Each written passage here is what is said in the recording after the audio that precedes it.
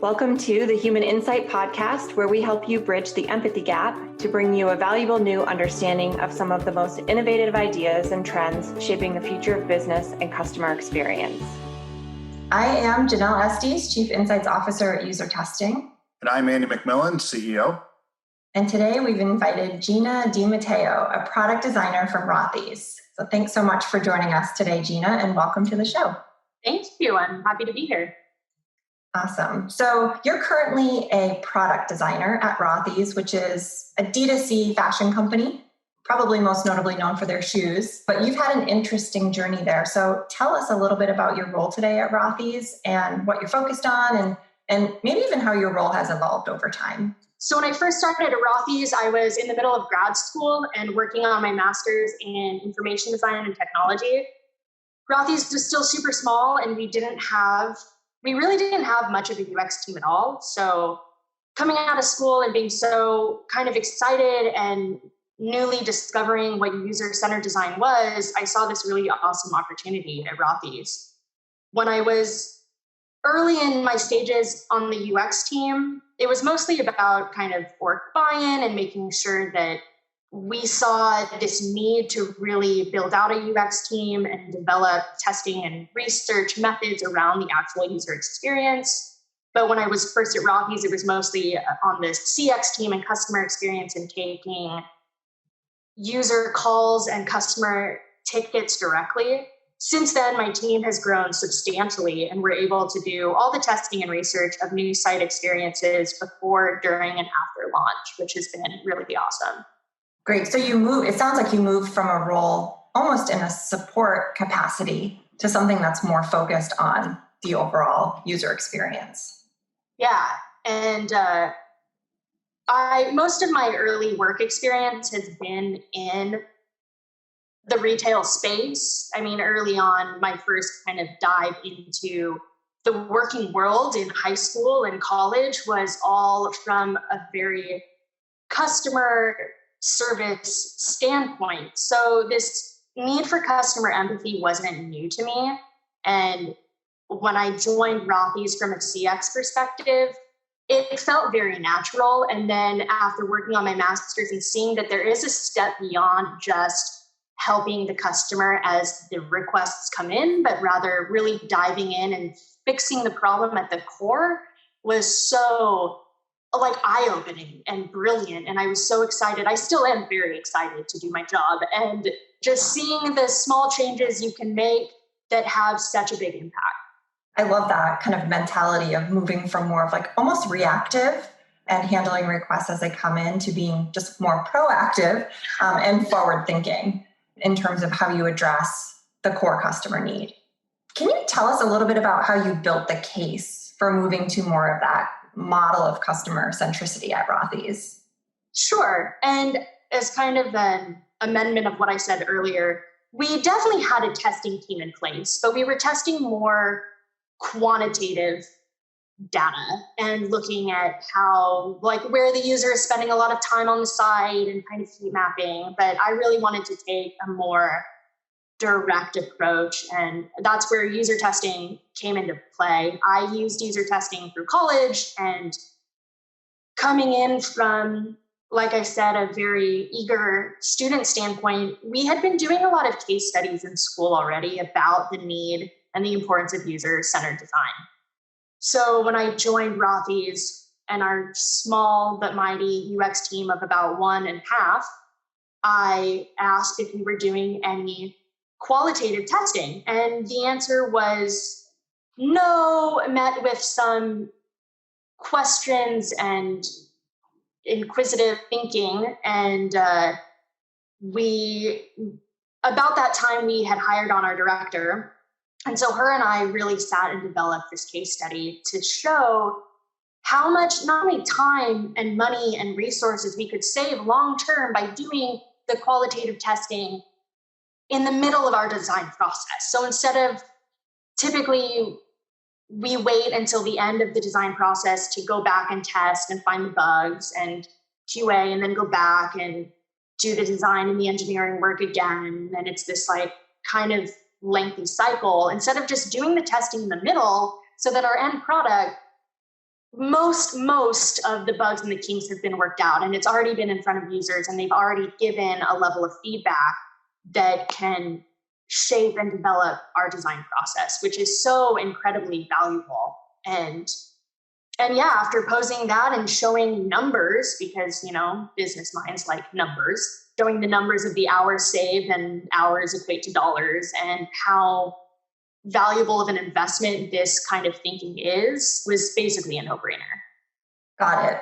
So that makes a lot of sense. It's sort of like translating time saved, cost saved, and moving that to more of sort of dollars and cents helps build the case a bit more.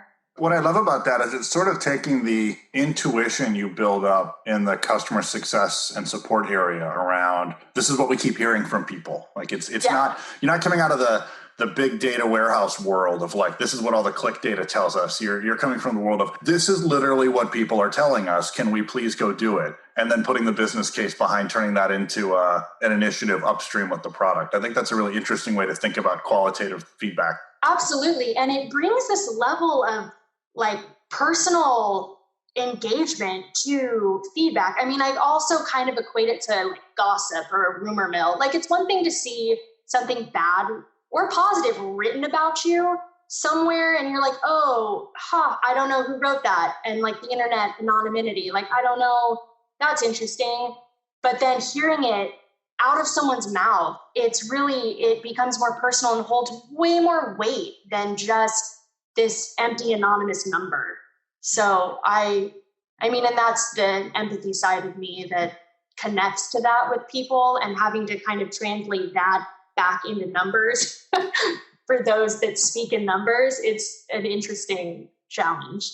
Yeah, we've seen politicians do this for forever, right? Yeah. They tell you the big story and all the data about whatever the thing is they want to work on, and then they pause, and then they always tell you this story about a man or a woman they met in Iowa that, told them in a rope line about this, and it kind of makes the story real and personal, and it drives people to do something, which is kind of what we're trying to get companies to do. So I think that, again, is a really interesting way to look at that. Yeah, stick them in the feelings.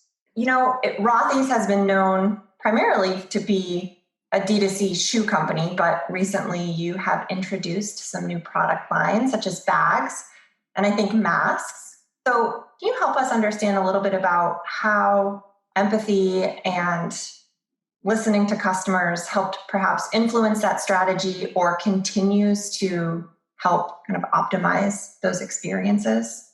Sure. What's so interesting about our brand as a whole and how it was first developed on our site, we launched back in about 2016, 2017 with two silhouettes. We had the flat and we had the point, and our site was built to accommodate these two silhouettes. And as we started to branch out and expand to the sneaker and the Chelsea and the lace up, we were still scaling, but with shoes in mind. So when we were given the task to tweak our site to accommodate bags, it's a very interesting dilemma because they're such different products. The features that people look for in shoes aren't available in bags, and vice versa. There's no sizes in bags.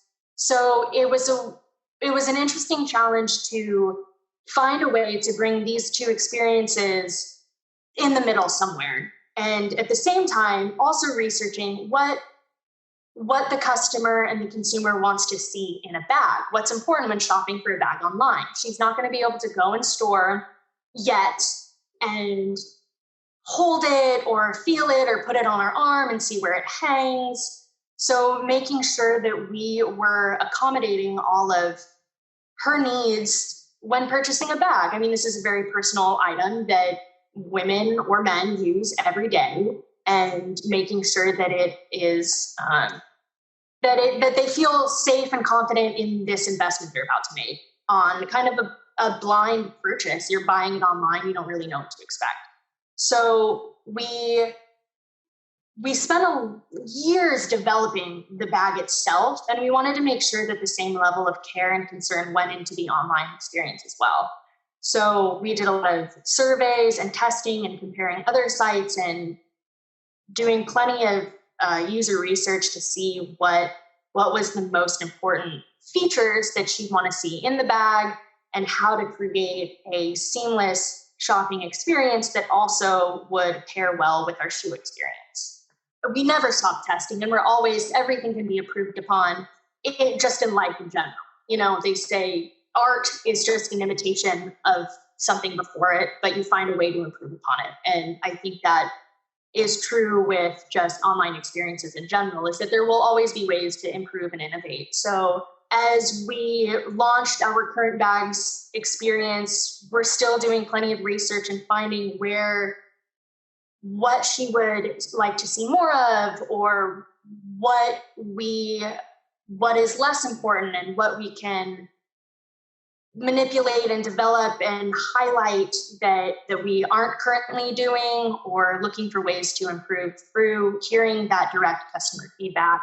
She looks at our site and shops for a product.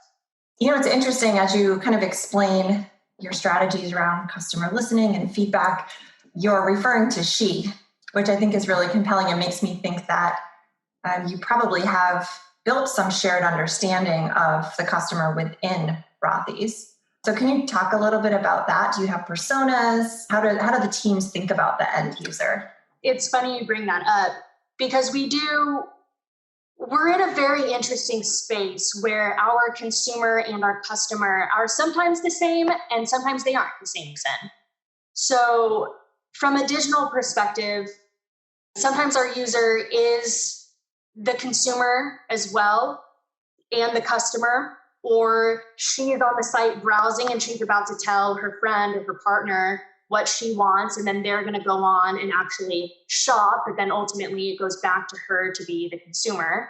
So by calling our consumer her, it brings this element of personalization to this product, that we're constantly being reminded that we ourselves are not the consumer and the user, and we're developing this product and this experience for someone other than ourselves. So by referring to her as her or she is just this reminder that it's someone else, and that she exists and she is a real person, and we need to remember that our customer, consumer, and user is always our North Star, and that it helps to kind of pull ourselves out of the equation. That also goes to say that we have developed and worked with personas from a site experience perspective, and identifying that the people that use our site are, you know, a multitude of different individuals and personas. And it creates, this is historical UX thinking, that we are not the user and we are not developing a product for ourselves, but rather for these identities. And by putting a face or a name or an identity to these people, it's easier to keep ourselves out of it and remember that we're designing for someone else. And in 2020, a lot of our products are very ungendered. So, we have men using our tote bags, and, husbands, boyfriends, partners using our bags or our shoes or our masks. So she is just the simplest way to make sure that we're reminded that our customer is someone else and not ourselves. I think that's thoughtful. And especially, the battleground now is that experience, right? We all have access to incredible technology to build our apps and build our sites and distribute them globally. And there are massive, massive companies you compete against that have huge, online e-tailing sites and things like that. It is really about that experience. How do you think about that experience you're creating for her, your customer on the site, your potential prospect, the partner who's shopping there? Like, how do you think about creating that differentiated experience from those kind of, I don't know if we call them big box retailers anymore. They're online. There's no box, but like the the giant retailers, if you will. I'm sure a big part of how you think about attracting a specific audience to your site and to your products. Absolutely, and it definitely is a challenge in a world of the Amazons, where it's so easy for a customer to receive something in same day, 12 hours, 24 hours. And making sure that we are able to give this personalized experience and reminding our customer that it goes back to say that, again, like our customer is our North Star.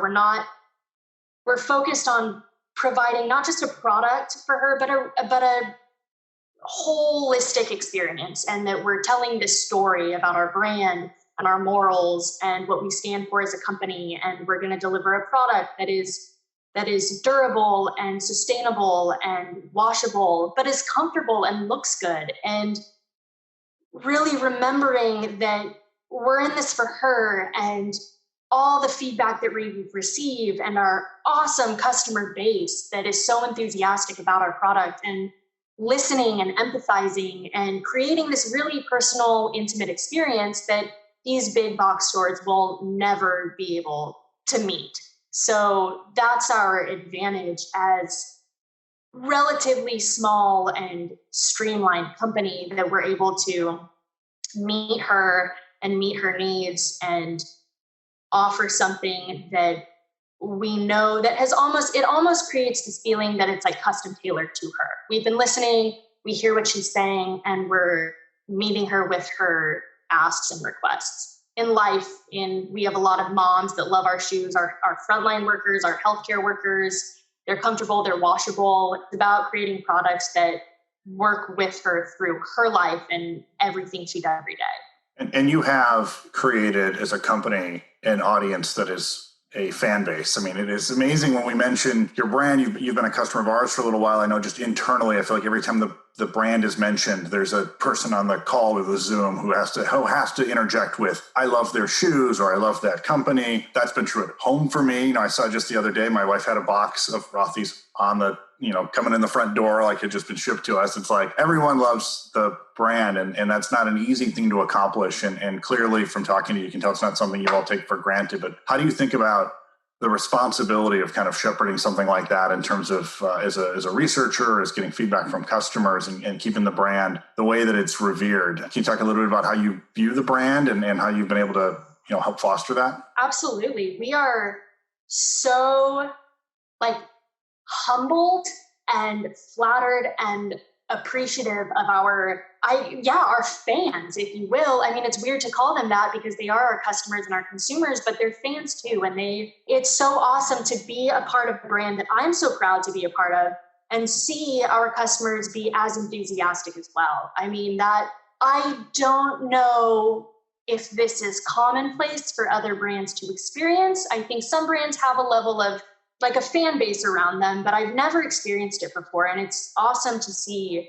how our customers really rally around and either stand by us and promote our products and are so happy with what we launch, and then we'll receive really awesome feedback too that will help shape either a new launch, or if they want to see more of something. We are in a very great place, since we own our factory and our full supply chain, that we're able to really tailor our customer demand, or tailor our production to meet our customer demand. So if she really likes something that's sold out, we're able to go back and create, more of an item and limit waste that way. And if something didn't do as well, we're able to say, okay, we'll scale it back. We don't need to create more of this. So it really works. It's this symbiotic relationship between us and our customers to make sure that we're meeting her demand and her requests, and listening and empathizing with our customers, but also making sure that we stay true to our sustainable roots, and making sure that, we limit our waste and our production. And it's been an awesome ride. And our customers are awesome. I don't know what else to say. Awesome is the only word I can think of to describe them. And I'm embarrassed that I'm lack of words right now. I think it's great. It shows just how authentic Rothy's kind of has this, real love for their customers. And I think it's mutual. Your customers love you too. And that's really rare, really, really rare. So you've got these really strong brand values, which absolutely show themselves in the experience and even how you think about your customers. How did those values, or even taking a step back and just thinking generally about the last, 6 months with lots of changes in the world, how did you all go about kind of holding on to those brand values as you started to maybe pivot or change some level of direction just due to the pandemic and shifts in buying behavior and all of those complex things. Sure. And I know I speak for many of these retail brands listening that it's been a wild ride 2020, and watching customer shopping patterns and what they prioritize or reprioritize over the products they're buying has been, we're in a place that we've never been before and that we hope we never have to come back to. But Rothy's kind of mission statements around sustainability and comfort and durability and washability are all things that are still really important. Creating a product that can be worn over and over again, and just when you think it's about to, it's on its last leg, it looks bad, you pop that sucker in the wash and you have a brand new shoe. In a world where, incomes have been snuffed out and people they don't have the spending habits they used to have, we're able to still provide this product that is, hey, you can still look and feel awesome in a shoe that they're investment. It's not something that you're going to buy and get over and get rid of and creates this fast fashion waste mentality. It's, you make this investment and you have these shoes for a long period of time.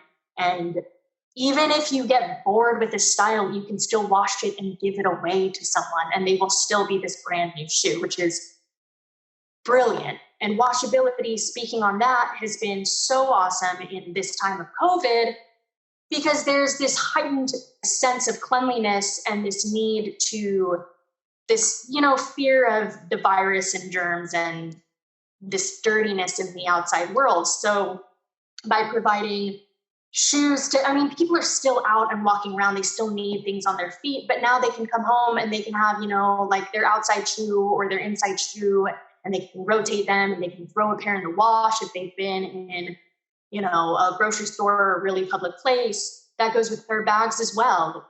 I don't know if you're aware, but they say that the dirtiest place is the bottom of your handbag. I equate it to like the sole of the sneaker, and people come in with their bags and they're putting their bags on their kitchen tables, on their counters, on their sofa. That's so disgusting. I'm a huge germaphobe, so I'm just always weirded out by it. But that's the beauty of our washable bags, is that you come in and you can just throw the bag in the wash and you don't have to worry about it being just full of germs. In my personal life, I've been dealing with an accident and have been in and out of hospitals for a loved one. And I've been bringing my tote everywhere into all of our doctor's appointments with my tote bag. And that thing is always on the floor in hospitals and doctor's offices. And I come home and I just pop it in the wash. And I think our washability has really, really had its moment through COVID because of how unique it is to be able to throw something like a bag or a shoe into the wash that you normally wouldn't be able to. And you have this sense of security that, hey, your shoe or your bag is now germ-free and you can carry on your way. Your home is still clean and safe. And I think that's super important. I love that it's one of the core values of the company around sustainability, kind of having its moment. Like, you didn't create a washable bag because of COVID, but the fact that you have a washable bag for all the reasons that's important, it's kind of magnified because of it. I don't want to say we lucked out because it's not a luck thing. We planned this, but it's been awesome to see that these morals and the things we stand by, they really carry through no matter what has been happening. And that makes me even more proud and confident of our brand and the company that I work for, that, this is right. And that's always an awesome feeling. That's great. Yeah, I want to pivot us a little bit to a story that our team had shared, that you had shared with them, actually, that I thought was fascinating. And I'd love to hear you share the story with us, which was that you talked about how one of the things that you first did when you got into the UX kind of research space and kind of bringing those perspectives to the product team was around an idea to help manage the volume of support calls and really kind of change some of the cost structure and how customer support was delivered and draw a lot of value for customers. So can you maybe share that story? Sure. I believe you are referring to I guess, the returns and the exchanges moment. So, like I mentioned previously in this conversation about how shopping online can be such an interesting process, and shopping for shoes online is, and this went back to before we even had physical retail locations that people could come in and try the shoe on and find a fit. They were having to, purchase maybe multiple pairs or one pair at home, try them on, realize they needed to size up or size down and wanted to exchange them. So this is back when I was on customer experience, so I was not yet in the UX role, and I was receiving a lot of tickets from exchange questions and exchange help. And I was receiving a lot of calls and frustration from women or men that generally are self-sufficient and like to do things on their own and really don't like to call or write in if they don't have to. So there was this sense of frustration that they knew that they would be able to do this do this by themselves, but couldn't. And I was hearing that they were just having trouble navigating on the site to where that return or exchange information was located. And through a lot of these calls and questions, I did a little bit more deep diving and realized that our packing slips didn't have any return information on them. And I went to my manager, who has always been super supportive, and said, hey, we have an influx in tickets from people that can do returns themselves, but are struggling to find the information to do them.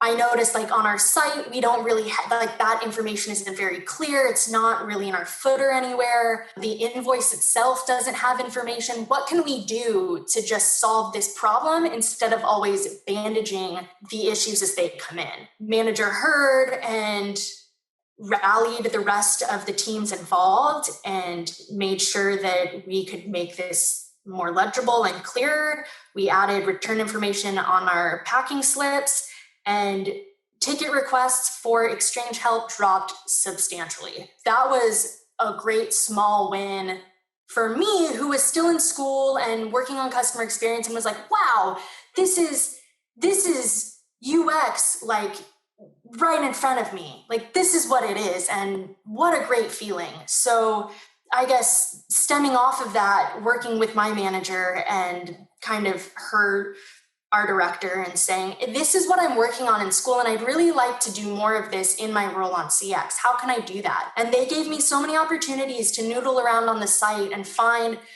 things that didn't make sense, or that customers were getting stuck on, and making sure that I was making notes of all these through the phone calls I was receiving. And that really empowered me as a CX associate and really honed in and nurtured my interest in UX, and I got me through grad school, really. So that was super useful and invaluable. I imagine it's a big impact too. You think about an online distributed retailer, questions about, hey, I want to exchange this different size, different whatever. It's no small part of why someone might contact you. So the impact of that particular flow on the customer call center and support must just be tremendous. So it's great.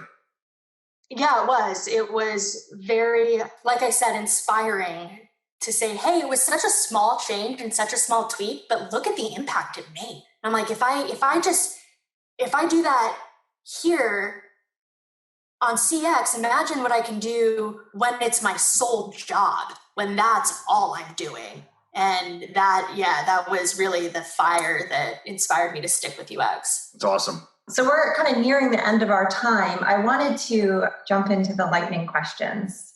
Sure. If you're cool with that. All right. So the purpose of these is just to kind of run through them pretty quickly. Don't think too hard. Don't spend too much time. Just kind of whatever kind of comes to mind. So we'll get started. So let's see here. What's a book you've recently read that you would recommend to those tuning in? Sadly, I have 3.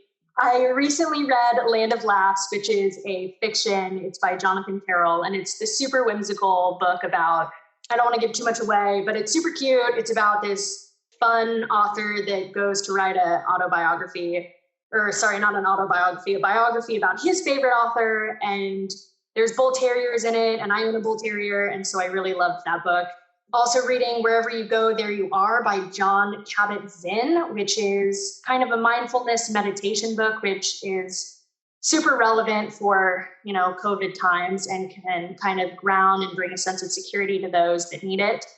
And then for my UX fiends, I've been just poking around in the book, The User Experience Team of One by Leah Buey, and super useful, especially for those just starting out. It gives you kind of the rundown of what UX is and how to, anything from getting org buy-in to testing processes to research to compiling results.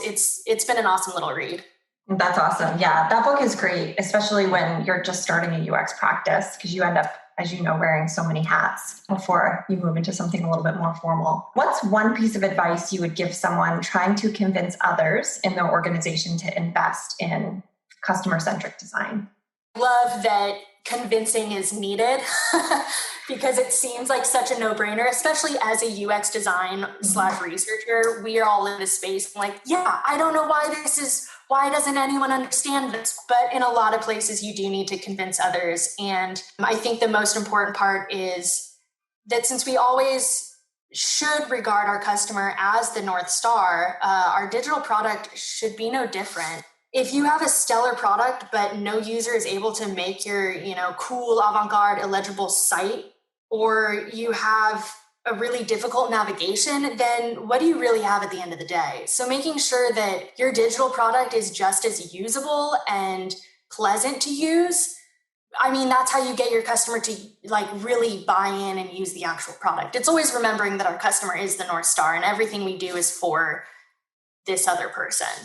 Yeah, I love that. It's oftentimes easy to lose sight of that with everything kind of going on within an organization. And the business has goals too, but constantly keeping that user top of mind is what's critical. So you're in the UX space, customer experience space. You probably, like many of us, are constantly evaluating experiences. So what's a recent experience you had that was really great and what made it so great? Yeah, it's funny you ask this because lately I haven't been doing a whole lot of anything. So customer experiences have been far and few, but I did have a surprisingly pleasant experience with the United States Postal Service, which historically I would almost relate my experience with the USPS to that of the DMV. I never had a good experience, and it pained me anytime I had to use the post office or go into one or deal with their customer service. But this time I was shipping out 9 or so packages, and about half of them, the tracking stopped. And all it said was that a shipping label was created and they were lost. So I called up USPS and I got the most awesomely empathetic agent on the phone that took down 7 tracking numbers, which I don't know if you know USPS tracking numbers, but they're about 15 digits long. And he took them all down and was empathetic. I really felt like he gave a damn about my plight and said that he was going to escalate the issue and that he'd be in touch with me. And I spoke to his manager to kind of give him accolades for the amazing job he did. And just recently I was going through my voicemail on my phone, and there was in fact a call from him saying, "Hey, I just wanted to check in. I escalated your tracking numbers to whomever, and you should see movement on them. They're looking into it." And lo and behold, about maybe 4 or 5 days later, all my packages were delivered. They had been found. And I mean, that will probably go down in history, my personal history, as one of the best experiences I've had in general, not just with the post office, but in general. Yeah, that's really, really great. And, that stuff doesn't happen by accident. That's very purposeful, which is impressive for an organization like USPS. And I think Andy's had a similar experience recently with the DMV. Yeah, I shared that story with our company. We, not to inject myself in your lightning round, but I had a story where I went to the DMV to renew my license, and I was in and out in 40 minutes. And the reason was they had to rethink their entire process because of COVID and social distancing and the big rush of people after not being allowed to go to the DMV. And so in some ways, they were forced to go, we have to do this entirely differently. And what they came up with worked great. I mean, they were really on top of things. It was not the typical DMV experience. And so it was interesting how they had kind of seized the need for change and were quite thoughtful about it. So kudos to them. That's brilliant. And to kind of piggyback on that as well, unemployment was the thing and everyone rushed out to apply for it because so many people were getting furloughed or losing their jobs at the beginning of COVID. I was pulled in to do some feedback for a consultant agency that was working with EDD Online, and kind of because I was helping so many of my friends that were losing their jobs on how to apply for unemployment. And because COVID was such a new thing and that you couldn't historically, if you apply for unemployment and you have to certify for benefits, and then one of the questions is, are you looking for work, or have you denied work, or are you able to work? And in the middle of COVID, you can't really look for work. Let's be honest, there wasn't anything available. So EDD Online had to completely go back in and append how they do their online process. And same thing, their phone lines were just, there's no way you'd be able to get a hold of anyone. They had little appointment blocks that you would be able to call into. So I feel like it's not a perfect system, but I think they really stepped up and made changes in light of COVID as well. Impressive changes for sure in traditionally very bureaucratic organizations. Okay, so last question. When you think about the future, customer experience, user experience, what are you most excited about? I love watching web trends come and go. Aside from like ease of use, I'm always curious to see what the next, I say the next Helvetica will be, because Helvetica had this huge moment not so long ago. And I love seeing like nowadays you'll see it's all those big like color blocky shapes that come in and like a certain font or typeface. And I just love seeing, what's next, what's the next big kind of graphic design moment, or especially what we think or anticipate what the user is going to want. And essentially we are just telling them what they want. So I like to see all these other brands kind of experiment and see the newest trends. Yeah, it's almost like you can see standards and best practices emerge. That's a fun part of being part of this world. Absolutely. Yeah, one recently is the movement from bringing your mobile navigation to desktop. So you'll see more like hamburger style menus appear on desktop sites, and they're trying to create this bridge between the mobile and desktop experience, since I think we're seeing a huge spike in site use on your mobile device rather than desktop, which I would be curious to almost go back and look to see, now that everyone's at home, has it gone kind of back to desktop? Curious, food for thought, but. Yeah, that is a really interesting speculation. I am not sure. Kind of want to dig into that now. Yeah, if it's changed back at all. I'm a huge desktop user, so I am an anomaly. But I think just all screen usage has gone through the roof in every form, every device. Yes. Well, Gina, thanks so much for your time today. This has been really great to chat with you and learn about your experience at Rothy's, the evolution of customer experience and user experience there, and the massive impact you've had really helping bring the customer to the forefront in everything that you all do. So great to have you on. Yeah, we'll catch up soon. And thanks for tuning in to the Human Insight Podcast. Want to keep the conversation going?